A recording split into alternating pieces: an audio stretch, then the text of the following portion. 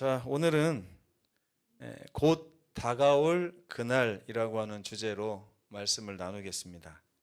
곧 다가올 그날이 언제일까요? 어떤 날을 말하는 걸까요?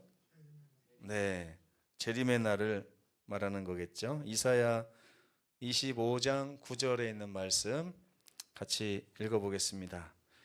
시작. 이는 우리의 하나님이시라. 우리가 그를 기다렸으니 그가 우리를 구원하시리로다. 이는 여호와시라. 우리가 그를 기다렸으니 우리는 그 구원을 기뻐하며 즐거워하리라. 아멘. 여러분, 기다림이라고 하는 것은 좋은 겁니까? 나쁜 겁니까? 우리 유승희 자매는 언제부터 이 날을 기다렸습니까? 좀 딴 얘기 하시는 것처럼 느껴지는가 봐요. 저는 지금 하루밖에 안 남아가지고 드디어 하루 남았구나 이렇게 하는 줄 알았더니 우리 이준서 형제는 제대가 며칠 남았습니까? 적어보세요. 날짜를 다 세고 있죠? 지금 언제를 기다린다는 얘기예요? 제대 날을 꼬박꼬박 기다리고 있다는 얘기입니다.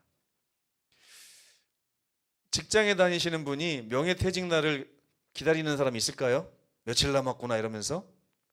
아니죠.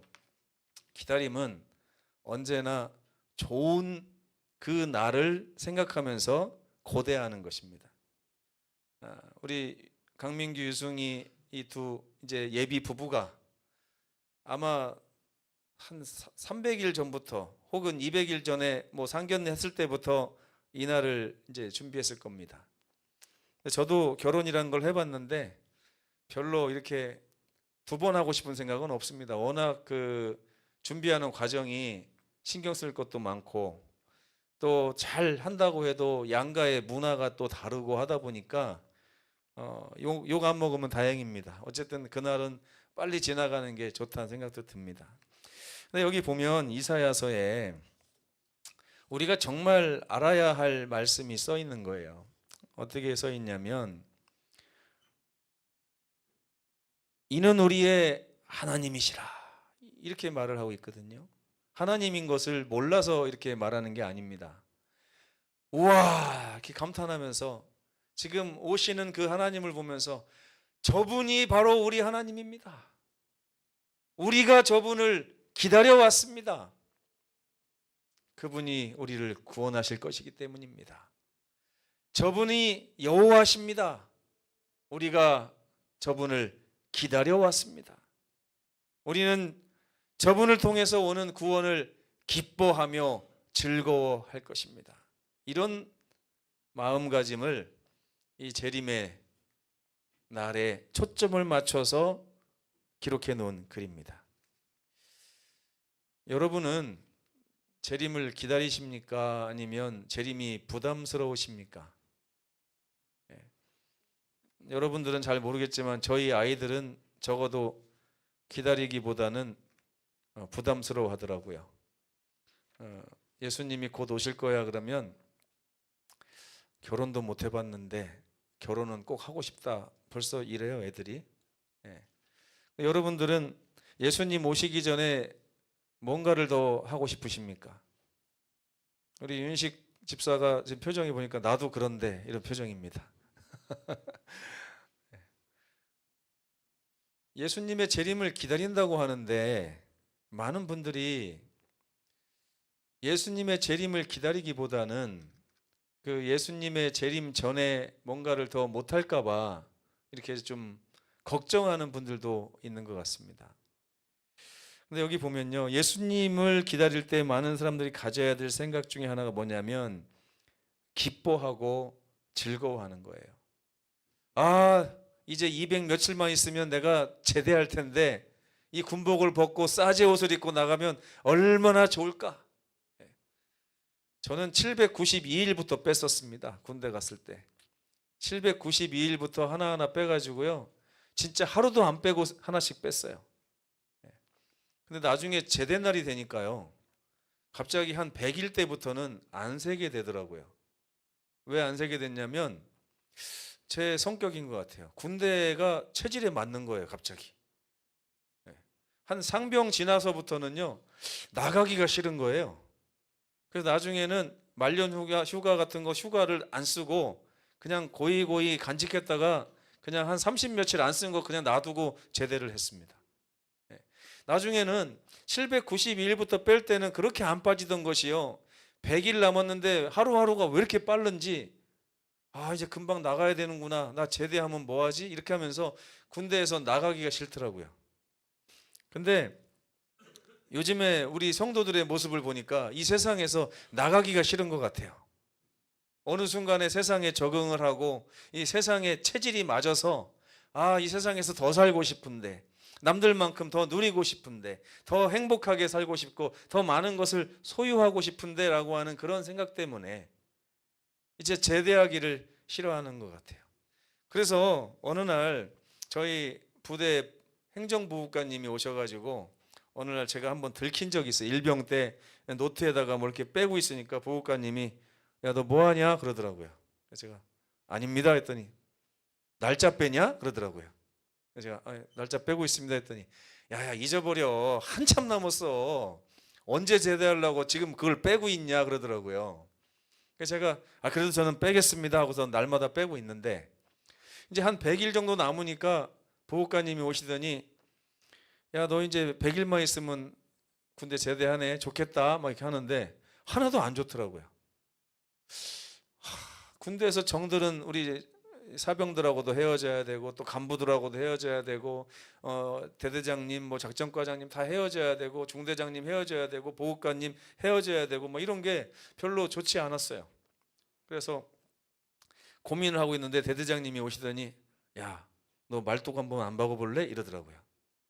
내가 너를 장교를 만들어 줄 테니까 가가지고 장교 코스를 밟고 여기서 좀 이렇게 오랫동안 나랑 같이, 내가 발령 받을 때마다 널 데려갈 테니까 한번 같이 가자, 너랑 나랑 좀 케미가 맞는 것 같아 이러더라고요. 근데 제가 그 마음이 아주 굴뚝 같았어요. 군대에 그냥 쭉 있을까? 근데 하나님의 은혜로 제가 군대를 24살에 갔었어요. 뭔가 일이 있어가지고 늦게 가다 보니까 저보다 고참들이 나이가 다 2-3살 어려요. 근데 지금까지 2년은 잘 참았는데 앞으로 제대할 때까지 60살 때까지 그분들을, 나이도 어린 사람들을 계속 존댓말 쓰고 대접하고 살 생각을 하니까 자존심이 허락을 하지 않더라고요. 그래서 저는 그냥 제대하겠습니다 하고 제대를 했었어요. 근데 여러분, 이 기다림이라는 게 어느 순간 변질돼서 안 왔으면 좋겠다, 하루라도 더 있었으면 좋겠다는 생각으로 변하는 것, 이것이 우리 삶에, 우리 신앙에서도 있는 것 같다는 생각이 듭니다. 여러분, 이 세상이 어떠십니까? 바라보시면서. 저는 요즘에 이 세상을 바라보면서 이 세상이 좀 빨리 맞췄으면 좋겠다 하는 생각을 많이 합니다. 요즘에 이 인류를 가만히 보면요, 지구가 멸망할 거라고 하는 사실에 학자들이 전혀 부인하지 않습니다. 어떤 사람들은 앞으로 30년 후면 지구가 어떻게 될 것이다, 인류가 어떻게 될 것이다, 50년이 지나기 전에 인류가 멸종될 것이다, 이런 예측을 하는 사람들도 있고요. 또 과학자들은 이 지구가 가지고 있는, 이 인류가 가지고 있는 어마어마한 무기 때문에 누구 하나가 잘못 선택해서 버튼을 눌러버리는 순간 연쇄적으로 그 버튼들이 눌려지면서 지구가 무기들에 의해서 멸망하게도 될 것이다. 또 어떤 사람들은 전쟁이 너무나 많아서 전쟁으로 인하여 서로를 죽고 죽이는 관계 속에서 지구가 멸망할 것이다. 또 어떤 사람들은 우리가 환경을 너무나 많이 파괴하기 때문에 이 지구가 몸살을 앓고 있는데 이걸 견디지 못해서 지구가 스스로 자멸하고 사람이 살 수 없는 환경으로 갈 것이다 라고 하는 그런 예측들을 내어놓습니다.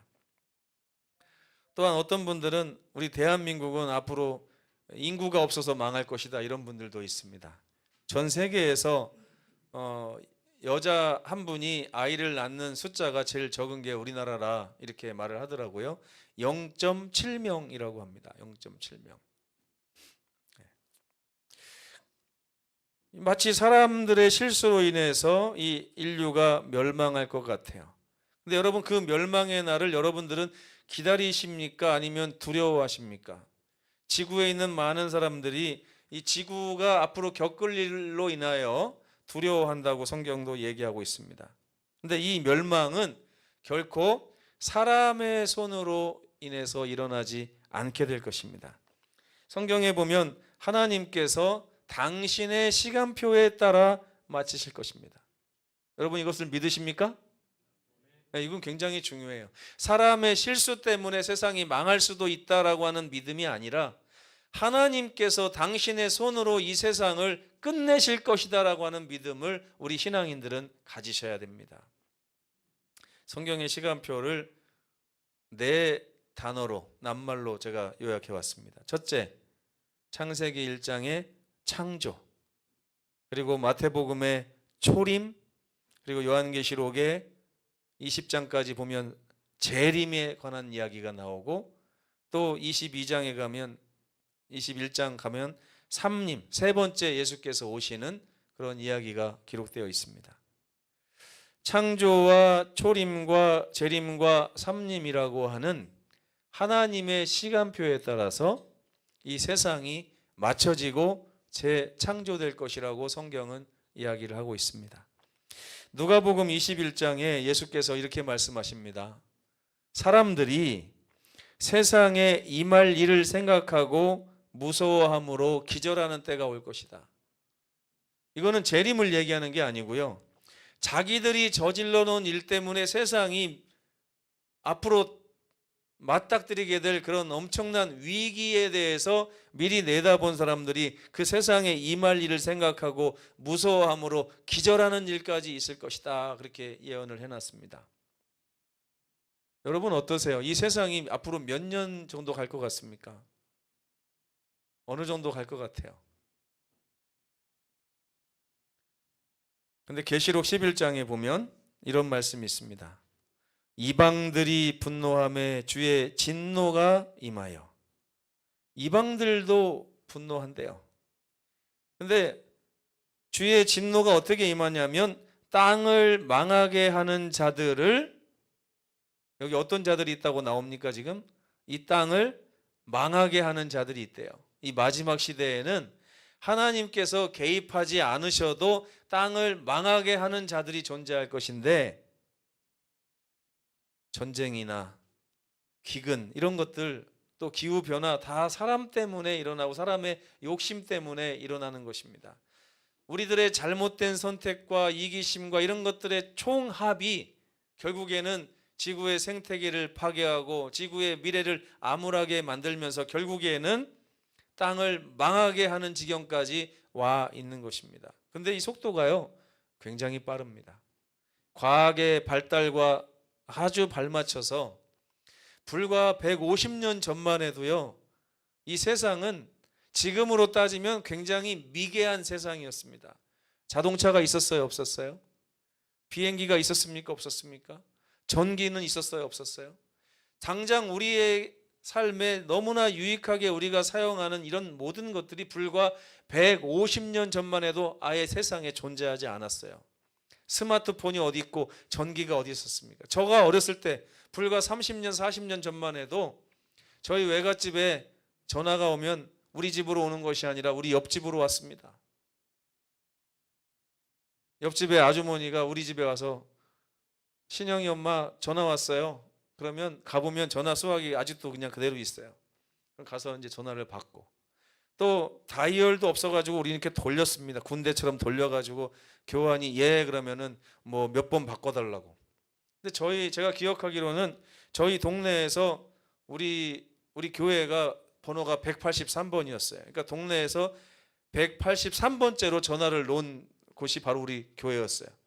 우리 집은 그보다도 한참 후였습니다. 그래서 692번이었습니다. 692번. 제가 왜 기억하냐면 한동안 우리 모든 가족들의 전화번호가 5692였어요. 마지막에 앞에다 5자만 붙여가지고 계속 핸드폰 번호로 썼기 때문에 저희 집 번호가 692번. 그 지역에서 692번째로 전화를 놓은 집입니다. 생각해보면 그래도 1000번까지 안 넘어간 걸 보니까 그렇게 못 살지는 않았던 것 같아요. 근데요, 불과 150년이 지난 지금 우리의 삶은 지금 환경을 파괴하는 속도도 엄청나게 늘어나 있습니다. 빨라졌어요. 앞으로 30년 여러분들이 감히 예측하지 못합니다. 근데 이렇게 땅을 망하게 하는 자들로 인하여 세상이 멸망하는 것이 아니라 하나님께서 오셔서 이 세상을 끝내실 것이다 라고 계시록에는 기록이 되어 있는 것입니다. 하나님은 계획이 있으십니다.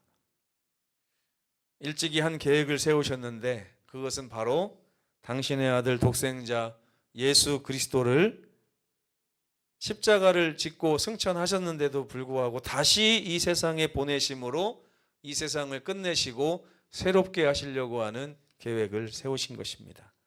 베드로후서 1장 16절을 다 함께 읽겠습니다. 시작. 우리 주 예수 그리스도의 능력과 강림하심을 너희에게 알게 한 것이 공교히 만든 이야기를 쫓은 것이 아니요, 만들어진 이야기가 아니라 사실이라고 베드로가 말하고 있습니다. 근데 오늘날 많은 분들이요, 예수님의 재림을 공교히 만든 이야기로 인식하고 있습니다. 제가 영국에서 있었던 어떤 TV 프로그램에 각계각층의 기독교 지도자들을 모셔놓고 토론하는 그런 프로가 있었어요. 한 7, 8년 전에 있었던 프로인데 거기에 당당히 우리 재림교회 목사님도 초청을 받아서 그 자리에 자리를 하고 있었습니다. 근데 주제가 어디로 흘러갔냐면 예수님의 재림, 과연 실제로 있을 일인가 아니면 그냥 성경에 나오는 이야기인가 라고 하는 질문을 사회자가 비신자 입장에서 던졌습니다. 그랬더니 한 명만 빼놓고 모든 목사님들이 뭐라고 하냐면 예수님의 재림은 그냥 성경에 나오는 이야기입니다 라고 이야기를 했어요. 근데 그 중에 한 분 재림교회 목사님이 아닙니다, 예수님의 재림은 실제로 있을 일이고 곧 다가올 일입니다 라고 얘기를 하니까 나머지 목사님들과 사회자가 갑자기 박장대소를 하면서 깔깔깔깔거리면서 목사님을 보면서 아이고 목사님 아직도 저렇게 순진하신 목사님이 계시네, 이렇게 반응하는 걸 봤어요.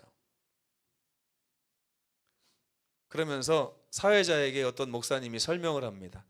저런 믿음을 가지고 있는 종파도 있는데 우리는 저런 종파를 근본주의자들이라고 얘기합니다.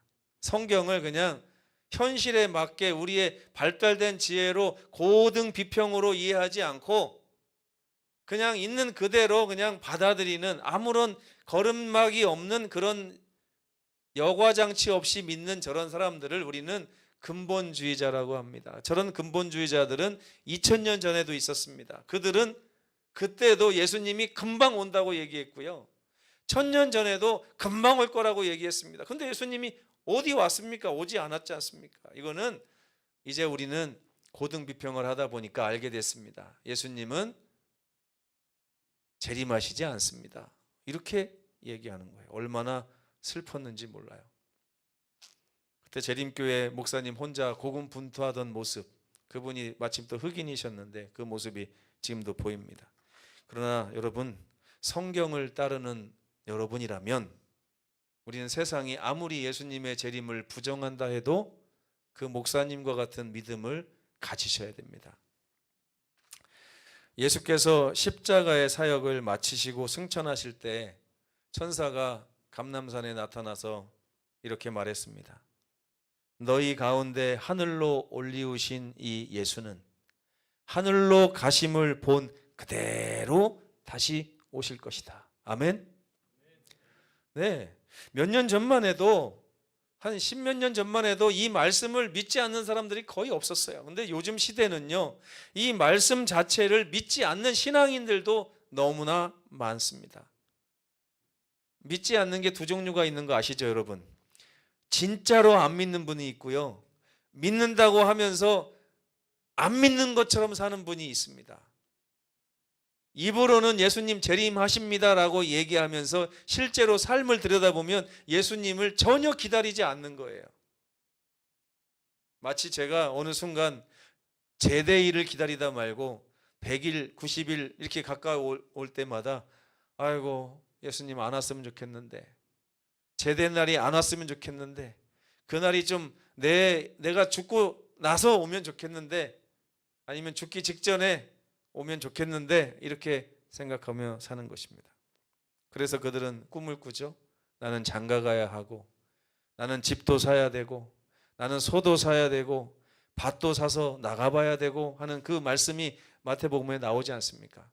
예수님께서 이 말세에, 예수께서 오실 그날이 얼마 남지 않은 그때에 하나님의 백성이라고 하는 사람들이 다 졸며 자며 예수께서 재림하지 않기를, 좀 더디 오시기를, 이것이 공고히 만든 이야기이기를 바라는 그런 신앙을 하고 있다는 것입니다. 그러나 성경은 말합니다. 이 예수는 하늘로 가심을 본 그대로 오시리라. 여러분, 예수님 오시는 그날을 기다리십니까? 기다리세요? 안 기다리세요? 솔직하게. 어제 제가 이 말씀 설교하기 전에 어제 밤에 기다리셨어요? 안 기다리셨어요? 지난주 안식일에 기다리셨습니까? 안 기다리셨습니까? 네, 이제 저는 이게 좀 이해가 돼요. 왜 이해가 되냐면, 제가 제주에서 11년을 목회를 했잖아요. 11년을 목회하다 보니까 처음에는요, 이 좁은 섬에서 어떻게 사나 그랬거든요. 근데 살다 보니까 섬이 살맛이 좀 나더라고요. 근데 이제 광주 쪽에서 목사님들이 거기 언제까지 있으려고 그래? 이제 나와야지 그러면, 거기 뭐 나간다고 뭐 좋은 게 있을까? 이렇게 생각을 했던 거예요. 그래서 여기 이사 오는 그날까지도 아이고 이제 좋은 날은 다 갔구나. 제주에서 좋은 날 다 가고 이제 육지로 가가지고 또 살아야겠네 하고 왔단 말이에요. 근데 와서 한 3년을 살아보니까요. 그 작년에 이제 저보다 2년 늦게 나온 마승용 목사님이 이제 전주 중앙교회로 오셨는데, 그분이 저랑 똑같은 얘기하면서 전화가 왔어요. 나 여기가 좋은데 육지 나가면 김 목사님 어떻게 재미있어요? 이렇게 얘기를 하더라고요. 그래서 제가 뭐라고 했는지 아십니까? 목사님 빨리 나오십시오. 거기도 참 좋은데요, 나오니까 이 땅이 넓다는 게 그렇게 좋더라고요. 갈 데도 많고 볼 것도 많고요. 제가 그동안 너무 갇혀 살았다는 생각이 들더라고요. 목사님 빨리 나오세요 그랬어요. 그랬더니 정말 그럴까? 그러면서 나와가지고 이제 1년이 다 돼가는데 목사님이 전화하면서 그래요. 나오니까 진짜 좋네 그러더라고요.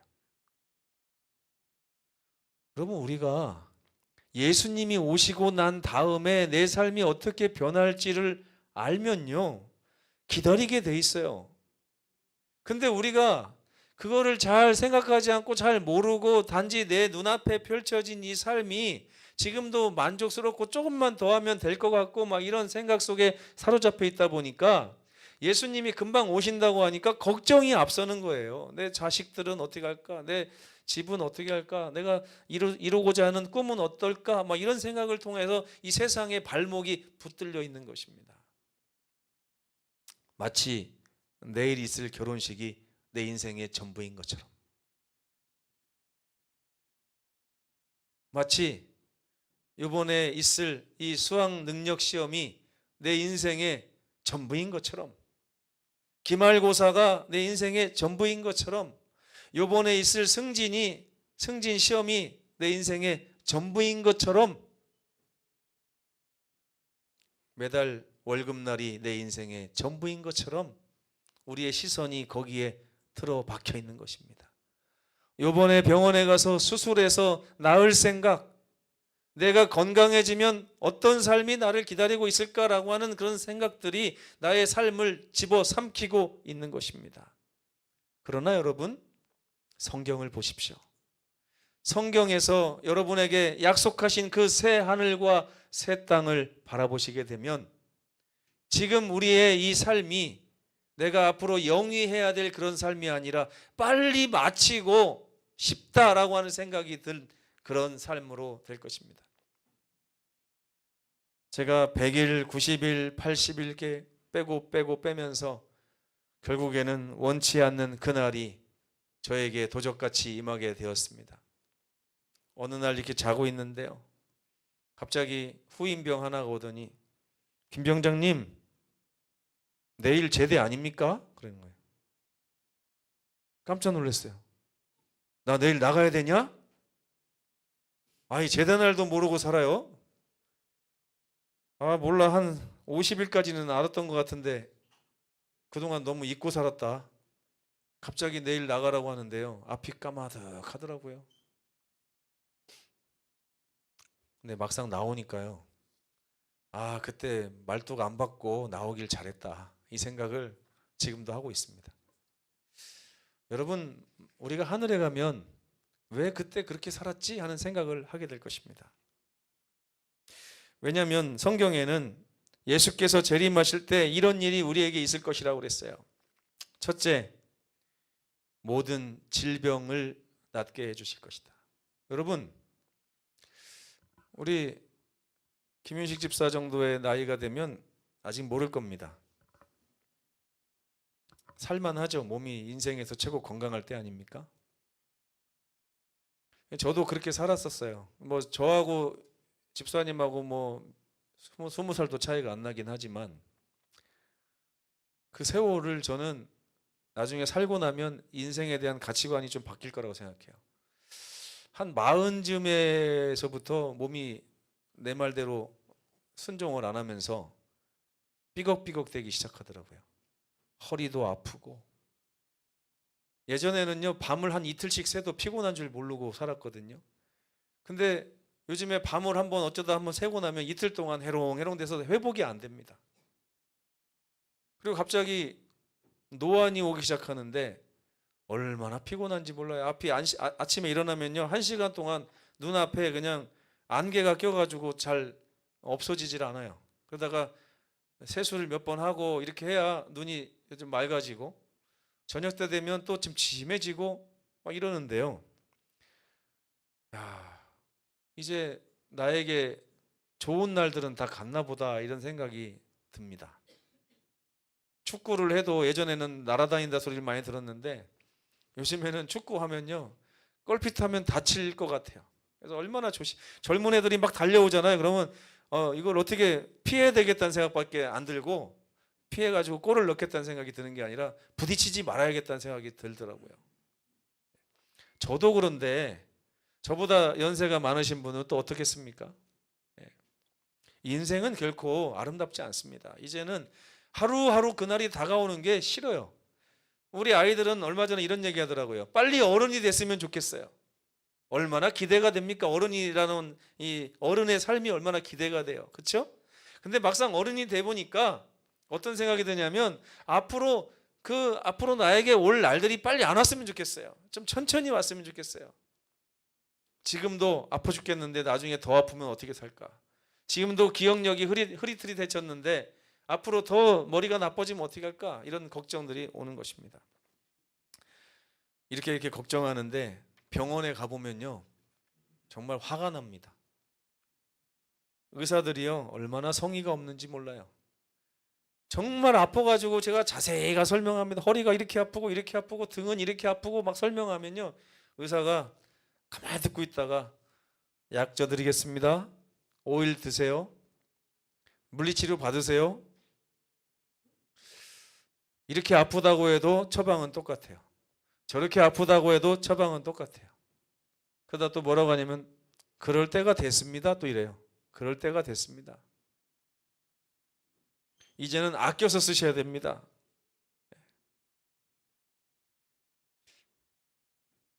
제가 참 충격을 많이 받아요. 예전에는 이빨이 빠지면 무조건 다시 나는 줄 알고 살았는데요, 어느 순간 이빨이 빠졌는데 이가 안 나요. 왜 안 납니까? 그랬더니 이제 안 나요 그러더라고요, 의사가. 잇몸이 아파가지고 염증 치료를 했더니 치료를 어떻게 했냐면 잇몸의 염증 부분을 칼로 다 잘라냈어요. 그래가지고 이빨 사이에 구멍이 뻥 뚫려가지고 거기로 빨대가 왔다 갔다 하겠더라고요. 그래서 이 잇몸은 언제 얼마나 지나면 회복됩니까? 그랬더니 의사가 뭐라고 하냐면 잇몸은 평생 그렇게 사셔야 돼요. 이제 재생이 안 됩니다. 그래요. 그 순간 제가 충격을 받고서 이 일을 해보니까 거울에 보는데 빵꾸가 뻥뻥뻥 뚫렸는데 이게 앞으로 내가 갖고 살아야 될 내 얼굴이라니 하는 생각을 하고 마음이 참 아팠습니다. 회복되지 않습니다. 그러나 이사야 35장에 보니까 보라 너희의 하나님이 오시면 너희를 구하실 것이다.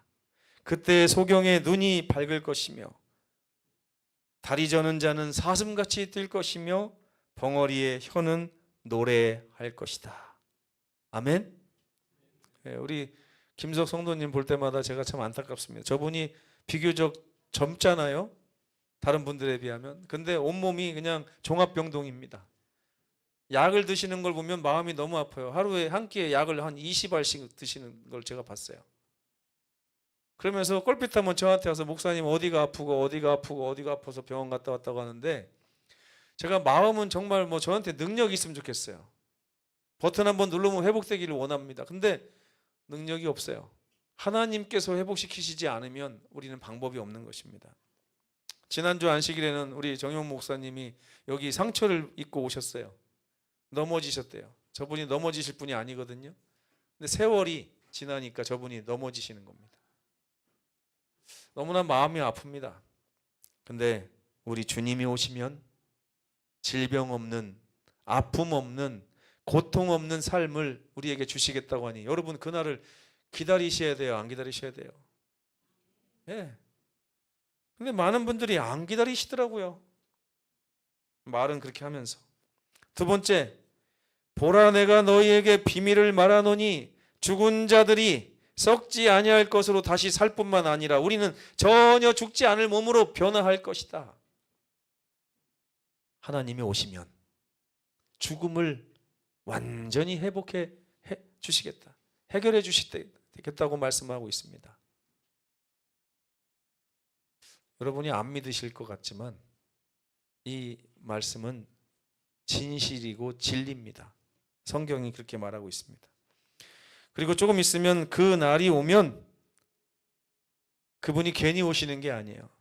내가 가서 너희를 위하여 처소를 예비하면 내가 다시 와서 너희를 내게로 영접하여 나 있는 그 천국에 너희도 있게 하기 위해서 내가 다시 올 것이다.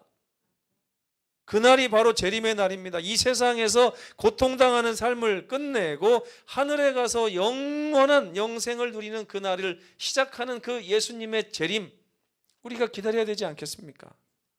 그분이 있는 그 영원한 낙원에 우리도 있게 될 것이라고 성경이 약속하고 있습니다. 김희진 집사님도 더 이상 아프지 않아도 됩니다. 우리 이경희 사모님도 더 이상 아프지 않으셔도 됩니다. 건강한 사람 보면서 부러워하지 않으셔도 됩니다. 젊은 사람 보면서 부러워하지 않으셔도 됩니다. 우리 주님께서 해결해 주실 그날이 다가오고 있기 때문에 그렇습니다. 그뿐만이 아닙니다. 보라 내가 속히 오리니 내가 너희에게 줄 상이 있어 각 사람에게 그의 일한 대로 갚아줄 것이다. 여러분 하늘에 가면 예수님이 상 주신다고 하면 뭐 달라고 하시겠습니까? 최 장로님, 예수님이 오셔가지고 최태식 내가 상을 주겠다 그러면 뭐 달라고 하시겠습니까? 가장 받고 싶은 게 뭐세요? 무엇입니까?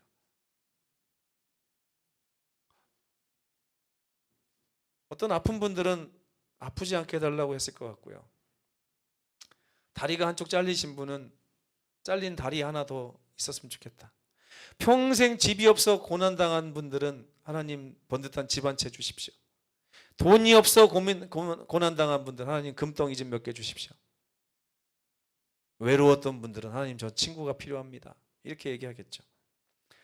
그 상이 무엇인지는 모르지만 내가 줄 상이 나에게 있어서 너희에게 각자 필요한 것 내가 너희에게 상으로 줄 것이다 하는 그날이 다가오고 있습니다. 여러분 하루하루 다가오는 그날에 우리의 삶에 초점이 맞춰져야 됩니다. 예수께서는 그날이 속히 이 말이라고 약속하셨습니다.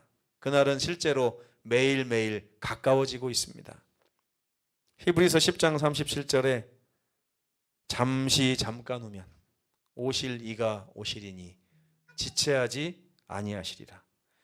계시록 3장 11절 내가 속히 오리니 너가 이미 가진 것을 굳게 잡아 아무도 내 면류관을 빼앗지 못하게 하라. 여러분, 성경이 지금 이렇게 얘기합니다. 너가 지금 가지고 있는 것을 아무도 뺏지 못하게 하라고 말씀하고 있습니다. 많은 이들이 주의 재림을 기다리는 일을 미루거나 혹은 멈추었습니다. 하지만 그들은 경고를 들어야 합니다. 주의하라, 깨어있으라. 그때가 언제인지 알지 못하기 때문에, 그러나 반드시 그날은 올 것이기 때문에 주의하라, 깨어있으라 이렇게 말하고 있습니다. 여러분, 깨어있는다는 게 무슨 뜻일까요? 깨어있는다는 것. 성경은 우리에게 언제일지 모를 그날을 매순간 깨어 예비하라고 말하고 있는데, 깨어있는다는 게 무슨 뜻일까요? 저는 여기에는 지문에는 없지만 시편 103편 2절에서 4절을 여러분이 좀 기억했으면 좋겠습니다. 시편 103편 2절에서 4절.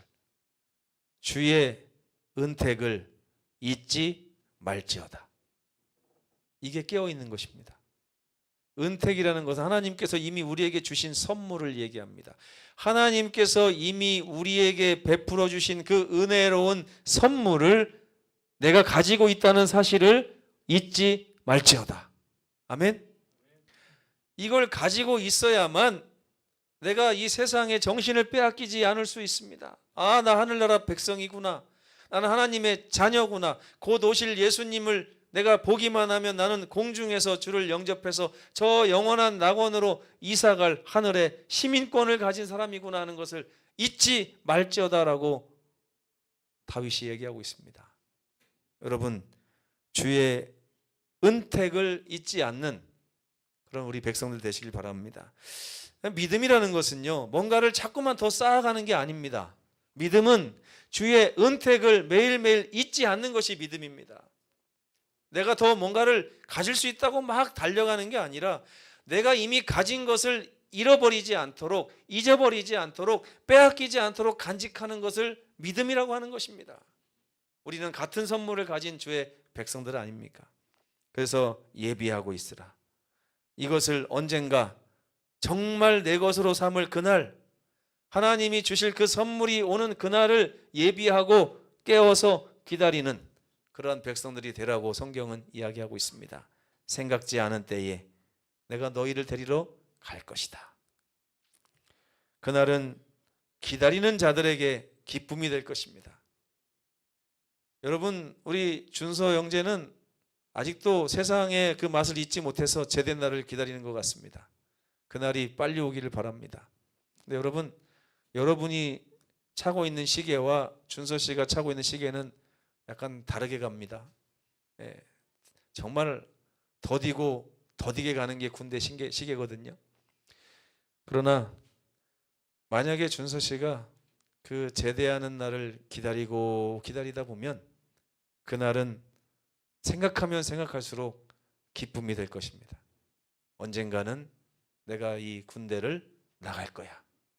만약에 제대하지 않는다고 하면 군 생활이 전혀 재미없을 겁니다. 그러나 제대한다고 생각하면 고통과 그런 절망도 희망으로 바뀌지 않겠습니까?